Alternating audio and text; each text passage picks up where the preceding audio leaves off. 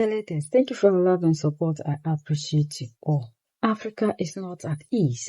The continent is bleeding. Professor Lumumba warns us. And that is true. Africa is bleeding. Even though we don't see it, so we don't see what is happening to us. Because we are programmed in a way that we always want to see something physically.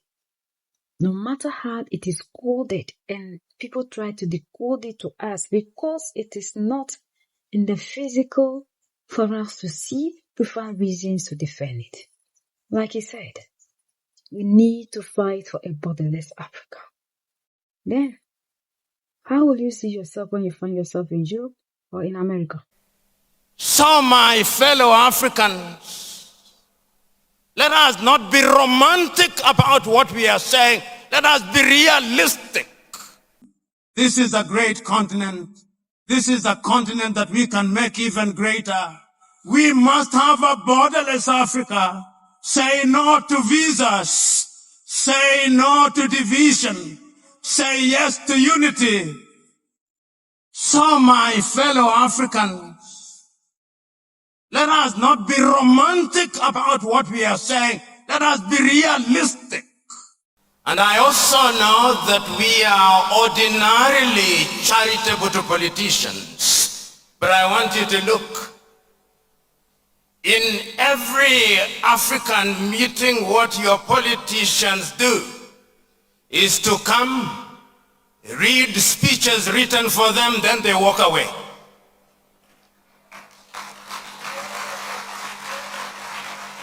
Then we wonder why we have protocols that are never fulfilled because we want to be nice. I want to remind all of us that until the day our politicians change their modus operandi, this continent will not realize what she desires.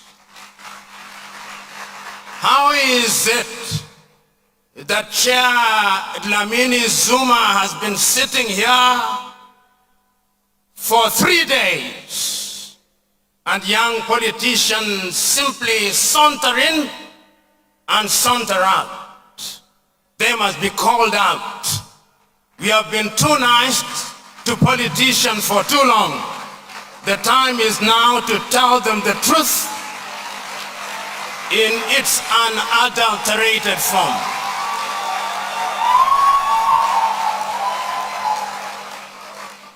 But I was not called to harangue politicians. I was invited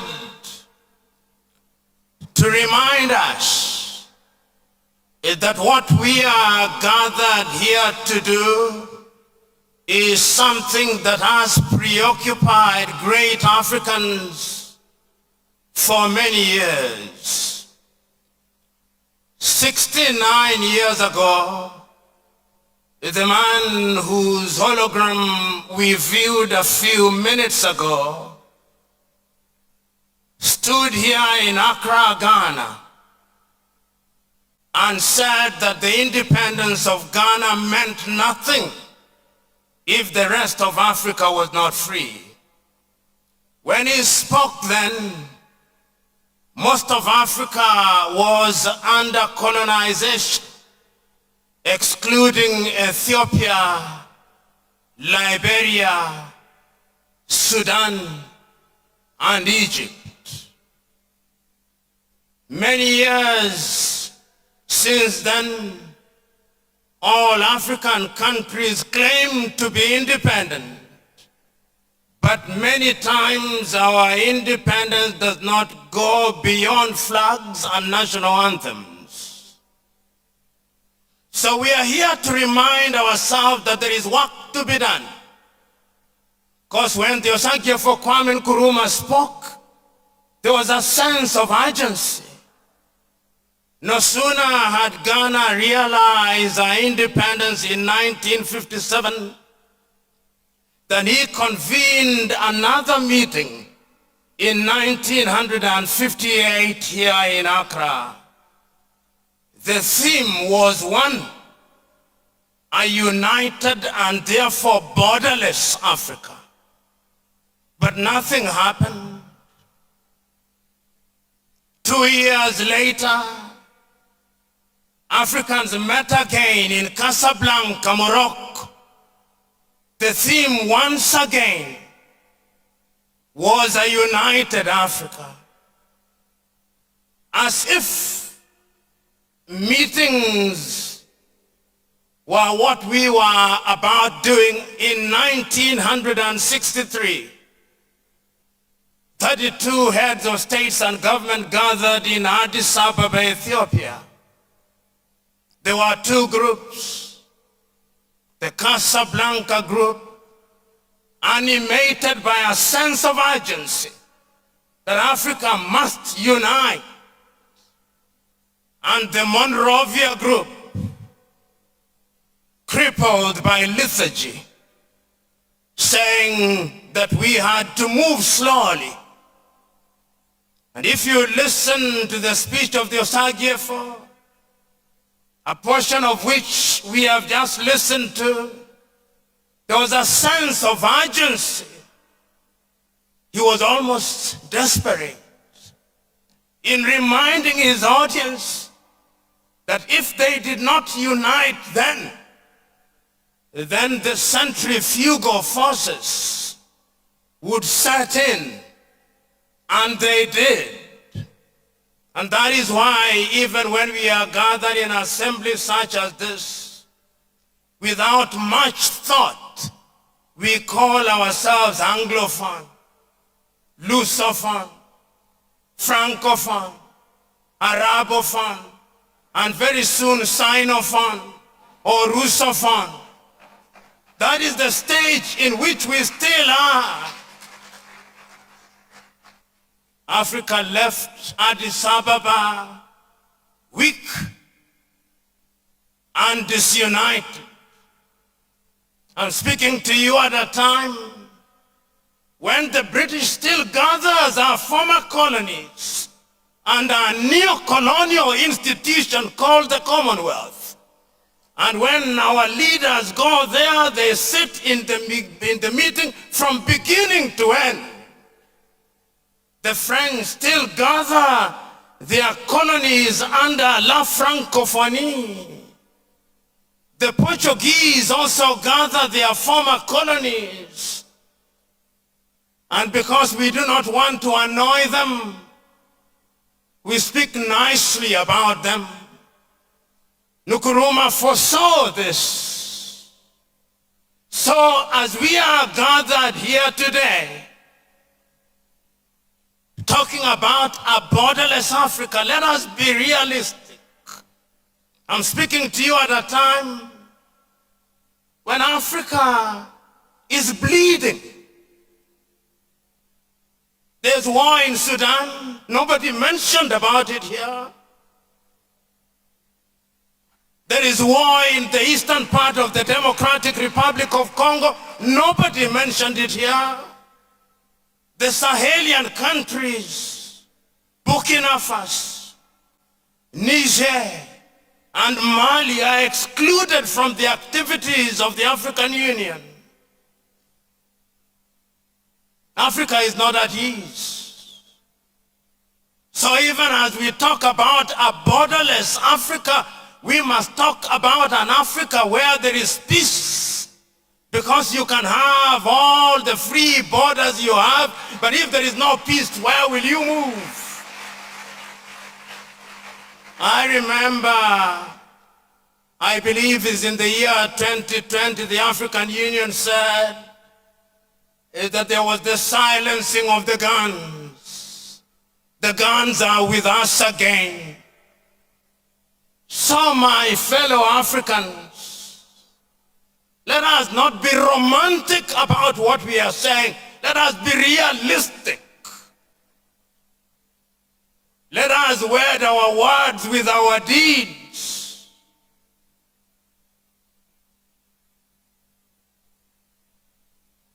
Several years ago, on the 40th day of the independence of Ghana, The former president of Tanzania, Julius Kambarage Nyerere, was here.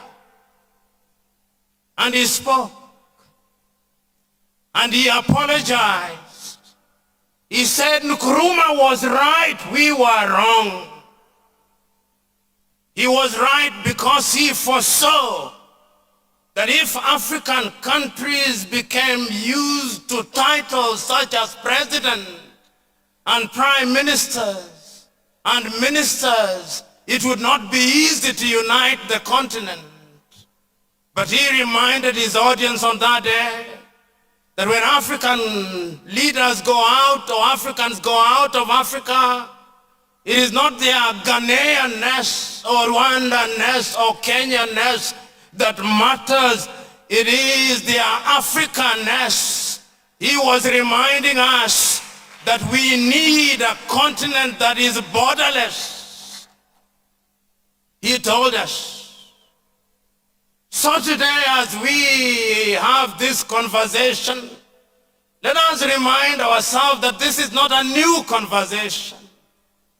In 1980 in Lagos, Nigeria, under the Lagos Plan of Action, we promised ourselves that we would enhance intra-African trade, that goods from Addis Ababa in Ethiopia would move to Casablanca in Morocco, that we would have goods moving from South Africa to Maputo, and we said that we were going to achieve this through the regional economic communities such as ECOWAS, SADC, COMESA, the Maghreb, the East African Community, the IGAD. But if you go on the ground, the reality is very different. Aliko Dangote, whose image is displayed outside of this auditorium, famously said that he needs more visas to travel across an African continent than an American blogger who has the passport of the United States of America. That is the reality of our continent. It is the reality of our continent. So that as we talk about doing business with ourselves, African heads of state run to the Oval Office in the United States of America to sign AGOA, to sign off their health arrangement, to sign off with the European Union and to play the gooseberry in Davos. That is where we are. So today we have come here to dramatize our anger. We have come here to dramatize our sense of urgency. My good sister, Nkosazana Lamini Zuma, who served as the chair of the AUC from the year 2012 to 2017, during which period the Africa Agenda 2063 was incubated. I remember the fictional letter that you wrote from the future. Your letter to Kwame Nkrumah dated the 24th day of January, the year 2063, in which you are telling the Osagyefo that Africa has grown, that Africa has changed, that the promises we made to ourselves have been fulfilled, that we have electricity, that we have roads, that we can now produce what we consume and consume what we produce. It is 37 years away. The question is, will you release that letter to the Osagyefo? Will our promises come true? Will the young men and women who are present here be given the opportunity to serve? Will we enable them? We talk of the numbers. We talk about 1.4 billion. We talk about it as a youth dividend. But our young men and women are running away and dying in the Mediterranean because there are no opportunities. They are running away because we do not create an environment where they can invent and innovate. The question is, how are we going to change this? The answer is, we must rethink Africa. The answer is we must make Africa different. We must make Africa work. We must have self-esteem. We must be able to understand that nobody is going to help us. But unfortunately, when I listen to the Osagiefo, and I do many times, we got the crown without the jewels. The time is now to change the situation. The question is, are you ready? The question is, are we simply holding annual jamborees? Or we are serious this time round? The question is, will we hold yet another meeting and other meetings without action? That is the question that Africans are asking. The question is, are we going to do that which is in the best interest of the continent of Africa? The question is, are the countries prepared to make countries visa-free? Are we prepared to have one currency? Are we prepared to have one identity? Are we prepared to empower our young men and our women? Are we creating an environment where we can realize our potential? Are we prepared to embrace the dividends of the 4th and 5th industrial revolution? Are we prepared to embrace artificial intelligence? And are we making our own? Or we are relying on China and Russia and the United States of America and all the other countries? Are we not in danger of having yet another scramble for Africa? This is the time for us all to rise up, united. We need to unite. Like he said, this is not the time for us to be sugarcoating things, to polish up things. Like Africans, one time one man said, we are not angry enough. One man from the diaspora, the Africans are not angry enough. Because if we do the things that we are seeing ourselves do it now, we wouldn't be doing them. We are so much interested in things that wouldn't change the narrative in Africa. These people succeeded in pushing us at a direction that is favoring them. That no matter how much we are trying to pull ourselves to the other direction, we see this one that is leading us nowhere to be the best for us. We find 1,001 reasons to always justify why this is this. We believe so much in the narrative these people created for us. We believe the division of us, and the division among us is what is helping them. We need to wake up. The time is now. We need to stop sleeping and wake up. We need to stop feeding ourselves with things that wouldn't help us. It is you alone that can set yourself free. We are brainwashed in a certain way that the African thinks that he or she is free. So we don't see the reason to which we need to rise up and fight. The borders are helping other people. So those of you who always come and ask why I'm always talking about the West, have you heard Lumumba talking about the West? Because these are the people that are chasing after us.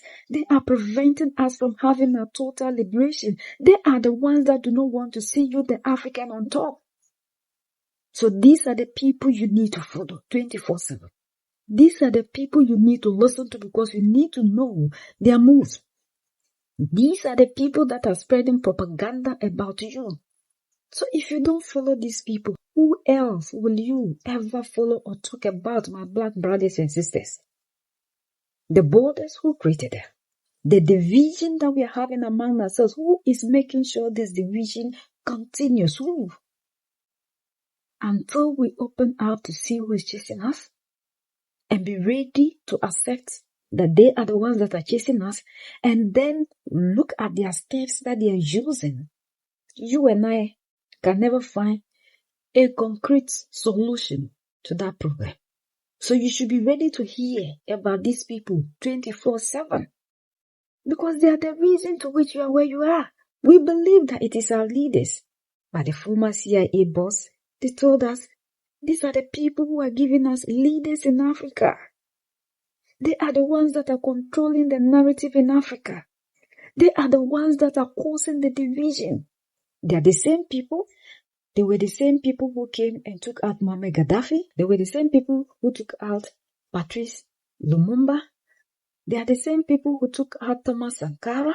They are the same people who took out all the freedom fighters in Africa. So if you, the African, isn't ready to move alongside these people, to know the tactics they are using, who else? Do we have to continue to be talking about the things that are happening here? No. If we are able to understand them, because day in, day out, they keep working 24/7 on us, just to make sure we stay divided, just to make sure we don't see ourselves as one people, just to make sure we continue to remain under their influence. So the time is now that you and I need to walk the path of freedom by trying to understand the language, the approaches, the methods that these people are using on us.